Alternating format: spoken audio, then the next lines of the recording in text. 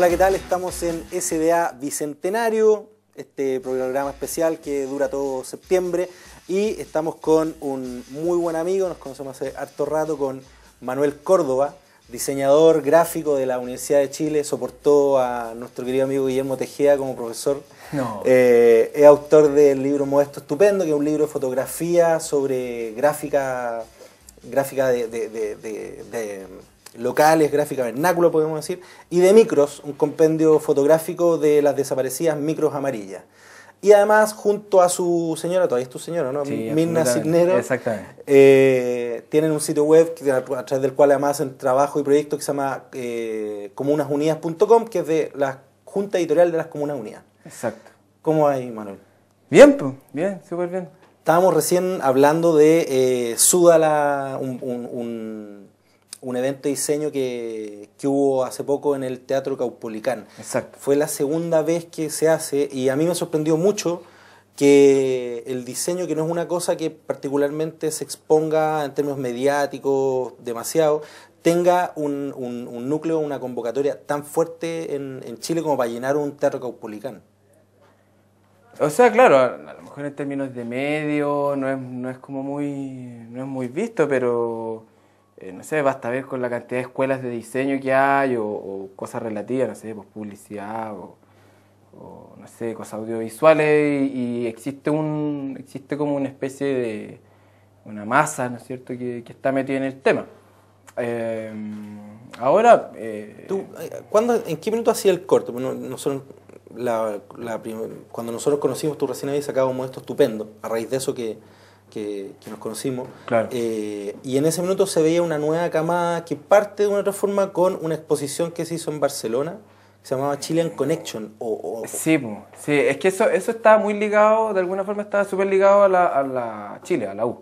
Yeah. Como decís tú, en esa época, estoy hablando así ya como 8 años atrás. Sí, 8 años. Y nos tocó viajar a un grupo de alumnos de la Chile. Bueno, yo ya estaba trabajando en la U, justamente por una movida que había hecho Guillermo Tejeda. Y viajamos a un evento internacional que se llama el Año del Diseño en Barcelona, que los catalanes siempre hacen como el año de algo, así tienen ese rollo como bien popero. Y viajamos allá y como que, bueno, en ese grupo de gente habían personalidades, bueno, compañeros de nosotros, gente de arquitectura, qué sé yo. Y como que ahí se empezaron a generar siempre, o sea, como ciertos, ya como reconocimiento. Había cierta gente que se dedicaba a algunos temas, de ilustración, unos tenían, no sé, se dedicaban a cosas más raras. Pero se empezó como a formar un grupo humano bien interesante en la U y en otras partes, en otras escuelas y en otros espacios también estaban pasando cosas y de a poco como que nos empezamos a conocer todos. Es como bien todo el público, como, o sea, todos los, entre comillas, como actores del diseño de cierta edad, no sé, pues estoy hablando de los 30, 40 años, por ahí, como que todos igual nos conocemos, por lo menos nos ubicamos. Se fue dando como una cosa bien natural, o sea, nada premeditado. Oye, y bueno, tú publicaste Modesto Estupendo como una autoedición en el 2005. Cuéntame un poco de qué se trata Modesto Estupendo y micros para la gente que no necesariamente está... Sí, bueno, esos son unos trabajos bien... Ya como que uno los ve como así, bien lejos, porque después de eso pasaron hartas cosas. Pero el Modesto Estupendo era un libro que de alguna forma recopilaba y le da un giro a toda la gráfica callejera, ¿cachai? Y todo el tema de pizarra, murales, y que tenía una intención, quizás hoy día viéndolo con la distancia era como súper pretencioso, nosotros éramos súper jóvenes así, y queríamos hacerlas todas. Pero sí nos sirvió como para entender una cosa que nunca habíamos, o sea, que se suponía que nos deberían enseñar en la U, que nunca pasó, que era que nos enseñaran a hacer libros, y ahí aprendimos sobre la marcha, ahí primero con el Modesto Estupendo, que era mucho más variado, teníamos carteles, ilustraciones, tipografía de distintos barrios de Santiago, de muchas comunas, y eso sirvió como de alguna forma un germen para lo que vino después, que fue el Micros, que era mucho más sólido, estaba mucho más pensado. Ahí entendíamos cómo se hacían bien las cosas, aprendimos de algunos errores que habíamos cometido. Y nada, pues fue como se podría decir como nuestra primera etapa.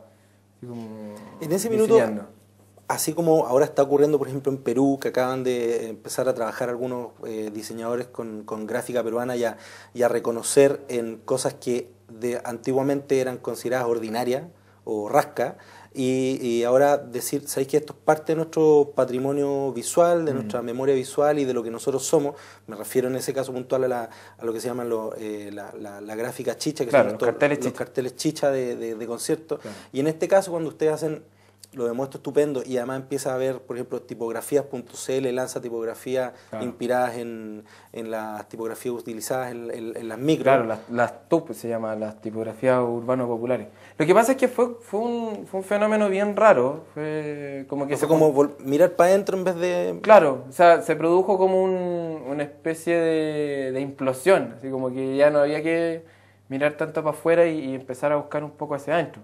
Ahora, en esa búsqueda naturalmente que hubo mucho de todo, o sea, había proyectos que de alguna forma tenían una formación más clásica, como lo de las tipografías, ¿cachai? Que fue todo un redescubrimiento del hacer fuentes digitales en Chile, entonces eso tenía un valor súper grande.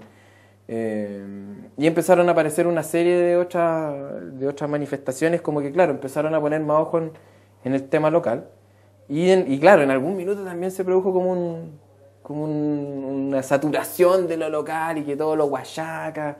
Y incluso a mí mismo de repente como que me saturó un poco el tema, ¿cachai? Porque personalmente a mí me venía una cosa natural. O sea, yo anduve en micro la mitad de mi vida, ¿cachai? Y de Puente Alto al centro, entonces no era una cosa así como que yo de un día para otro dije, ¡uy, qué bonitas las micros, qué choro esto! Sino que era mucho más como de vivencia, o sea, había un cariño y había un respeto. Pero evidente que en un minuto como que la publicidad, ¿cachai? Empezó a agarrar todos esos códigos y empezaron a salir unas cosas como bien curiosas. Hubo una exposición, me acuerdo, en la estación Mapocho, que eran como los tres grandes de España, ponte tú, que era como Picasso, Goya, no sé quién más, y el cartel de la exposición era un cartel de micro. Y yo decía, bueno, pero ¿por qué estos locos son como españoles, cachai? Era como que se produjo una sobreabundancia de lo local y bueno, de alguna forma también con los trabajos que nosotros desarrollamos posteriormente intentamos hacer la segunda pata, ¿cachai? Que es como ya, ok, existe como esta especie de tesoro, ¿no es cierto? Existen estos elementos que son dignos, ¿no es cierto?, de reconocerlo y de utilizarlo, pero no nos vamos a quedar haciendo lo mismo, ¿cachai? O sea, no tiene ningún sentido seguir replicando técnicas que no son las tuyas, ¿cachai? Porque tú tenías otra formación, tenías otro interés, entonces eso de alguna forma debería más ser una influencia que transformarse en un estilo, por decirlo de alguna forma. Oye, y en ese sentido, ustedes el año pasado con otra gente organizaron algo que se llamó Latin Lover Fest, que está en latinloverfest.com, sí, por si alguien quiere verlo. Sí. ¿Eso tiene que ver con eso? ¿Qué fue el Latin Lover Fest? Bueno, el Latin Lover partió como una idea de varias personas y ahí está, los responsables somos el Ricardo Vega y Fernando Costa y yo. Estamos como a cargo de la dirección del festival. Y bueno, básicamente respondía a un interés que teníamos los tres por distintos lados, ¿no es cierto? Fernando es profe en Andrés Bello, yo también soy profe allá, y bueno, Ricardo trabaja en el Centro Cultural de España. Y por distintos lados nosotros de alguna forma habíamos hecho pequeños aprontes a una especie de festival. Ya había hecho una cuestión que se llama La Fama Nos Llama en la Chile, habíamos organizado otras exposiciones y cosas así. Fernando había hecho una cosa que se llamaba This Is Not Design en Andrés Bello el 2007. Uh-huh. Y bueno, el Ricardo es un monstruo de la producción y de todo el tema como de exposiciones y montaje. Entonces como que llegó un minuto en que nos juntamos y dijimos, oye, pero podríamos hacer algo, qué sé yo. Y se empezaron a dar como las cosas y fue como, mira, ¿por qué en vez de no hacer 3 eventos distintos o 3 cosas distintas, trabajamos juntos y vemos qué pasa? Y juntamos todo, claro. y resultó súper bien porque, bueno, el festival tenía una estructura, fue bien ninja en ese sentido, duró súper poco y la idea era súper básica, onda, hay que incluir, es un festival, ¿no es cierto?, que tiene varios como escenarios, ¿no?, donde hay conferencias, hay exposiciones, hay una feria, ¿no es cierto?, y van a haber lanzamientos de distintas cosas. Y cada uno por su lado empezó como a moverse con gente que conocía afuera. Yo por mi lado movía a la gente de la revista ITN, de China, que justo estaban lanzando la versión en español de la revista, entonces era como súper así soñado, ¿cachai? Y bueno, el Ricardo por su lado se movió con Jorge Alderete, ¿cachai? Un argentino que están radicados en México, que es súper bueno. Y Ricardo también habló con el Pato Oliver, que es un cabro de Argentina.